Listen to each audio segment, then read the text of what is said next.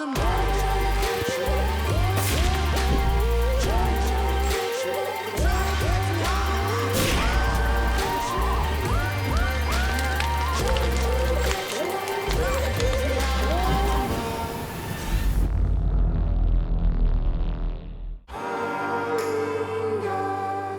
Francois from Getaway Safaris, and I've been hunting in Africa all my life.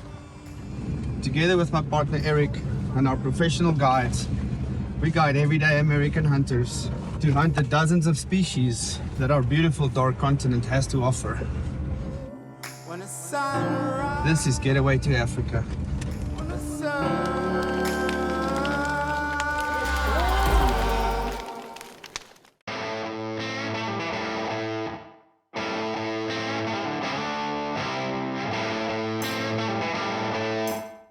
All right, guys, so we're going to have a little discussion around calibers to use in Africa. I think that's something that you can have a discussion about for hours. Everyone will always differ from each other when it comes to that, but a lot of people will agree on some of the stuff. I think the most important part when you come to Africa, you have to decide whether you're going to hunt plains game or dangerous game, or both of them. And from there on, that will help you decide on what calibers to bring over to Africa. And I'm going to give over to Francois here to start running us through some of the calibers we have here that's very sought after rounds for Africa. We get asked all the time, I'm coming to Africa, what gun should I bring? And it's very important to look at the type of game you're shooting, antelope, dangerous game. But let's run through the list here. We're going to start with the smallest and work up to the biggest. And the smaller calibers that we would recommend for Africa, obviously, if you look at a 308, this is a very typical round. A lot of people want to shoot a 308. There's a lot more modern rounds for Africa. If you're looking at small African antelope, anything from a diker right through to impala, maybe blessbuck, we recommend bringing a smaller caliber. If you are only going to shoot one gun in Africa, we recommend bringing a medium-sized caliber, something in the middle range, and then obviously the trusty old 375 H&H, which has been around for 100 years, works very good for pretty much anything. If you look at the 30-06, this has been around since 1906, specifically created to replace the 308. And the 30-06 is something that we all grew up with in Africa. Very trusty bullet. But if you look at the different ranges here, most of your middle-sized calibers from a 6.5, a bigger 6.5, of course, the PRC is a great bullet, 6.5 PRC, all the way up to any 300 caliber should be adequate for a medium-sized animal.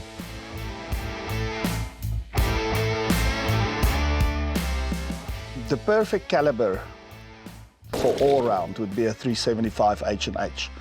You can shoot some plains game with it, and you can shoot all the big animals with that as well. By law, you have to have a 375 H&H minimum cartridge for dangerous game hunting. Anything from a 375 up to a 470, a 450 Rigby is a great caliber for dangerous game hunting. Even the 500 nitro, stuff like that, that will put a Cape Buffalo down. Shot placement is way more important than the actual bullet if you look at a backup situation.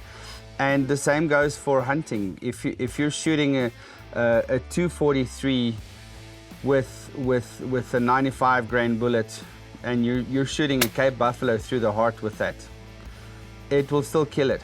It's not going to kill it fast enough. If you shoot a Cape Buffalo with a 500 nitro through the gut, it's not going to kill it. So your shot placement is way more important.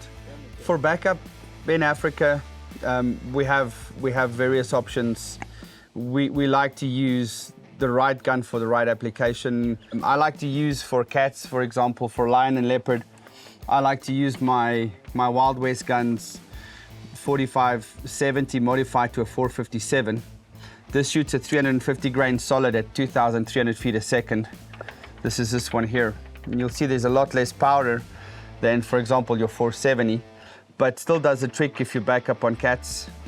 Once we back up something like a buffalo or an elephant, the 375 H&H is a good example. Yeah, this is my caliber of choice for backup, is a 375 H&H. like to use a solid round. That is where I prefer the 375. It's still good penetration on a 300 grain, either soft or solid, depending on what you're backing up on. It runs at about 2,200 feet per second, and there's enough penetration to take it down.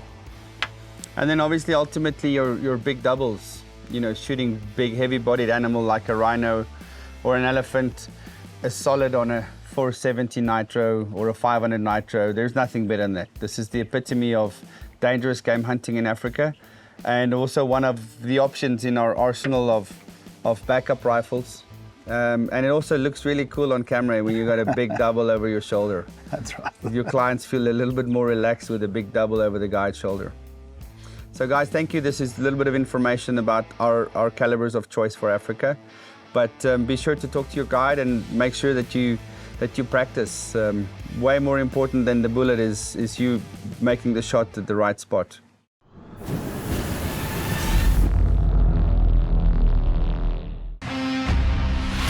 The Getaway series is proudly sponsored by Crown Precision Arms.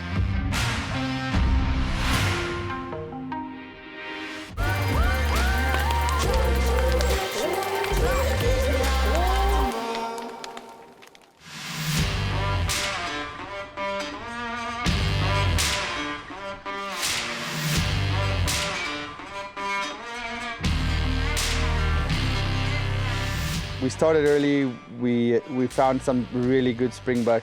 There was a ram in that herd, and we spotted him from probably 500 yards out. We were looking at him, and I said, there's 50 of them, and that one just stood out. We got on them, and they ran, and we followed them for more than a mile eventually before we got onto the shot. Just tell me your thoughts on the hunt today. Yeah, it was wonderful. We saw that springbuck, and clearly he stood out from the rest of them. The black wildebeest went one way and the springbuck went the other way. And we just put on a stalk and worked our way around, and there he was standing in the open, presented us with a perfect shot, fairly easy. It was a little bit of a long shot, but we made it happen, and down he went.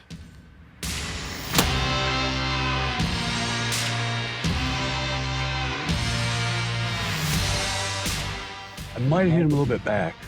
He's down. He's down. He's down. He made this big circle. Yeah. And at full speed, his legs just gave in. Safety's on. You got another bullet in there. Yeah, I just put one in. Fantastic. Good job.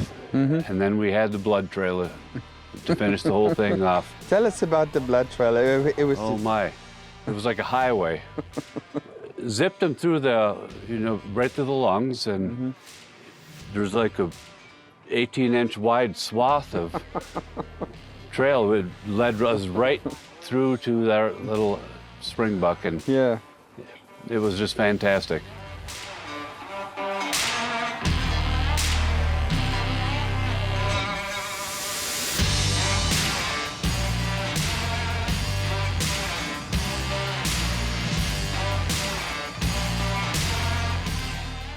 We don't have to bleed him. I think Nope. he's done most of the work himself. But what a beauty. Yeah, look at that. Nice one coming out. Oh, what a beauty. Wow. Give your gun. What a beauty. Look at that. Patrick, congratulations, my buddy. Thank you very much. That was an awesome stock. Walk us through the stalk. Well, we spotted these guys out in the open there with some black wildebeest, and we thought we'd sneak up on them, but they decided to make tracks, so we circled around, tried to intercept them, found them out in the open standing there, and got into position to make about a 250-yard shot. Then he left us a nice little trail to follow to find him. Magnificent little animal, though. He's a dandy. We walked, I think, about a mile and a bit Yeah. Yep. from the top, and I waited for the tracks to come across, but they just kept on that bush line and straight down here. Yeah. And we saw him breaking away from the herd, and the herd was standing looking at us on the other side. And luckily we got a great shot. You did a great shot. And beautiful animal. Yeah, he is. Congratulations. That's fantastic. Congratulations. Just a gorgeous little animal. My gun it's a Cooper. It's a 280 Ackley improved. My hand loads, and I've got it all zeroed in, and that rifle just shoots perfect, and it seems to do the job. Yes. Yes. With the turret, that's a custom turret. So Yeah, it's just a custom turret you order from the manufacturer, and you send them all your details, and they give you custom turret. You dial it right in, and there you are. You dial it in and pull the trigger, and it just seems to hit. And my hand loads just kind of work right out.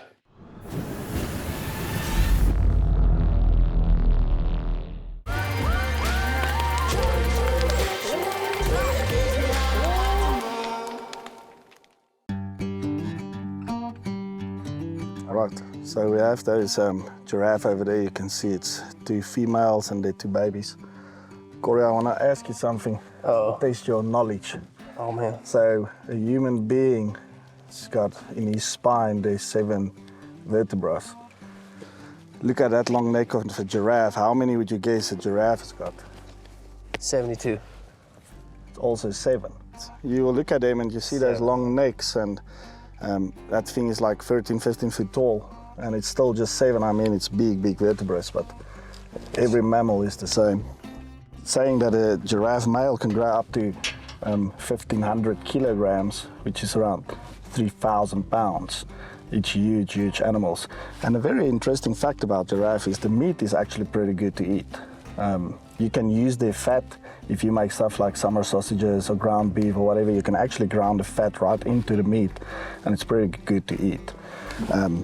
Mainly because of the vegetation, the areas the giraffe like to hang out in, they eat what we call the sweet ferns. I'll show you some of it. It's a long white fern, and they love to eat the top of those trees and those ferns, which actually gives a very good taste to the giraffe itself as well. So is it like a sweet taste or what? I won't say it's a sweet taste, but it's a nice and tender meat. It's a nice tender meat. So should it happen, if someone wants to hunt the giraffe, obviously a double lung shot. Their lungs sit a little bit higher in the body, and the heart is higher as well. But the best shot that you can do on the giraffe is probably a neck shot. So you want to shoot it right beneath the chin, or if it's facing sideways, you shoot it right there in the middle of the neck. It's an instant kill. It drops right there. That's the base shot placement that you can do on a giraffe.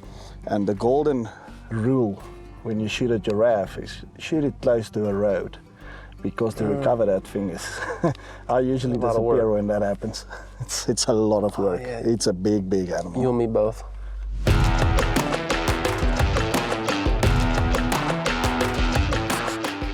Right guys, what we have here is the white rhinos. Very endangered species, obviously a lot going around rhinos and the protection of rhinos, and obviously we as farmers try to do our part as well to keep them breeding. As you can see, there's 2 beautiful big ones here. It is something that we cherish and keep close to our hearts, and we really try to get the numbers up. And I need to mention that over the past 7 years, we've been very successful on breeding white rhinos here on our properties. And that all comes down to our staff that helps us to keep them safe, anti-poaching units, good fences, keeping track of them, making sure they are alive.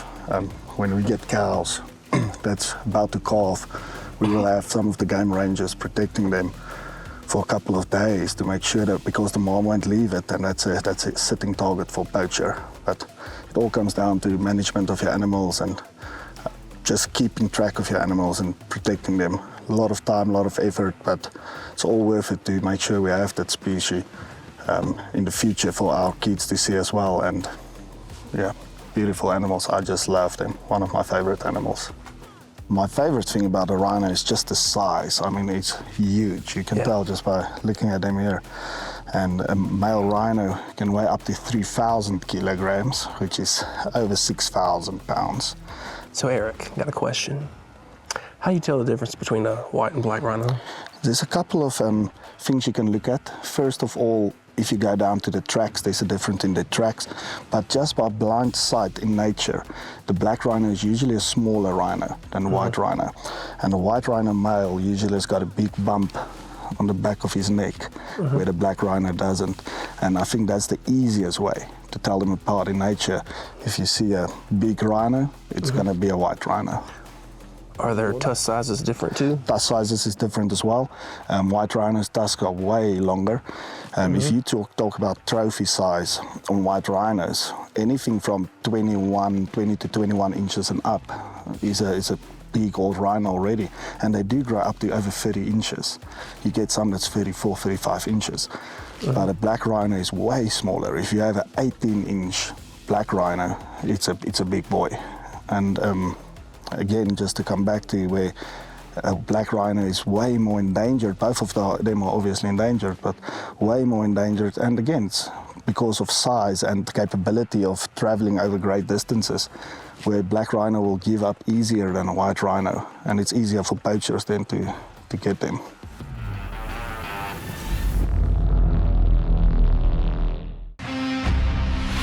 The Getaway series is proudly sponsored by Crown Precision Arms.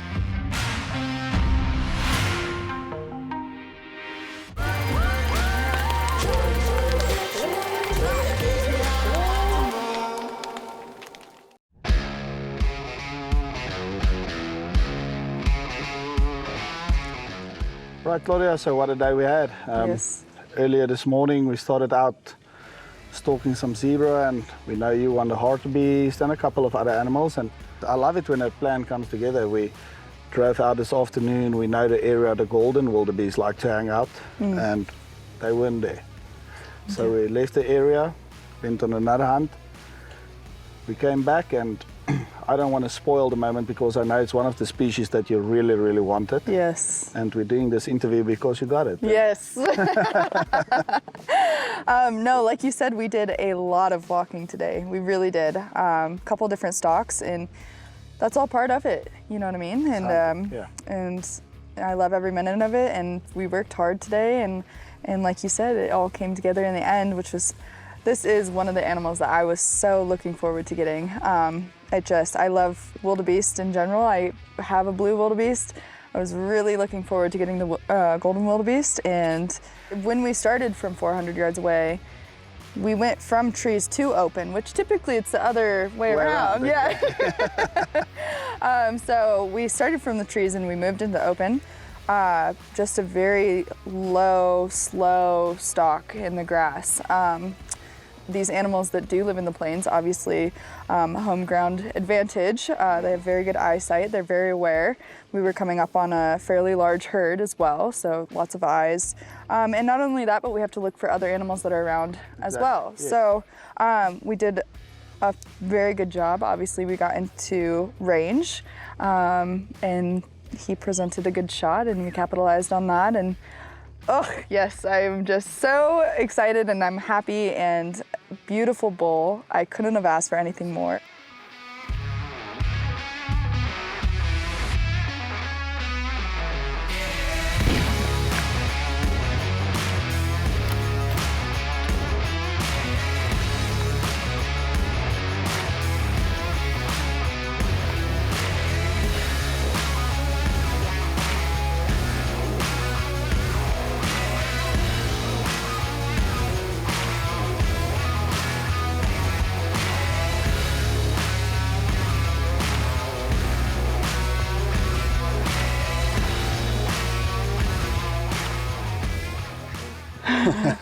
Did you see that? Yeah. Okay, Claudia, I had a great stalk in this open plain here. Yeah. It's a bit more difficult for someone like me, but that's good through the grass. You're a bit shorter than I am, but we did a good stalk, got to, I think it was 191 Yeah. at the end on a golden wildebeest. Excellent shooting. I think it fell down. I saw it kicking there in the back. Yes. Congratulations. Thank you. Well done. Oh, it's nice. Oh, I think it's bigger than the blue. No. Oh. Oh.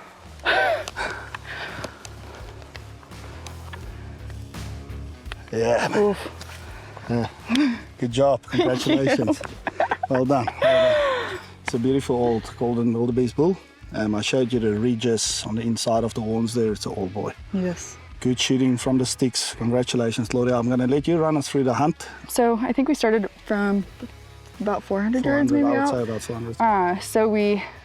But we were coming through the open field, so we had to make sure that we moved slow, moved low. took our time and made sure we didn't have any other animals that spooked out of there as well. Made a great stalk, got within range, and sealed the deal. Once again, congratulations on the shot.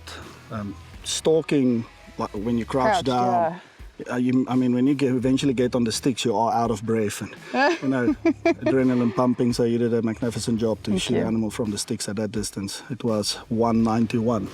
Yes. Well done. Thank you. Congratulations. Good shooting. Didn't go about 40 yards. Yeah. We even saw it jumping around. Yeah, we were in the open. We saw everything. No, it was great. Congratulations. No, beautiful hunt. What a lovely trophy. Yes. It's a beautiful trophy. Thank Congratulations. You. Thank you. Proud of you.